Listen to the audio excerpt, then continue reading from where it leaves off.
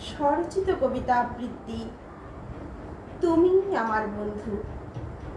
বই তুমি আমার সই, তুমি আমার বন্ধু।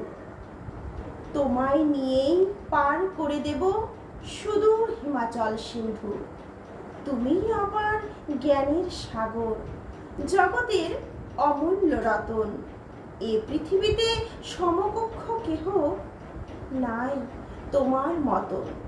বিদ্যা বুদ্ধি শিক্ষা সবই তোমার মধ্যে নিহিত আছে। সঠিক জ্ঞানের আলোর দিশারি তুমি, তাই তোমাকেই সকলে যাচে। জীবন পথে এগিয়ে চলার তুমি হলে সাহস ও শক্তি।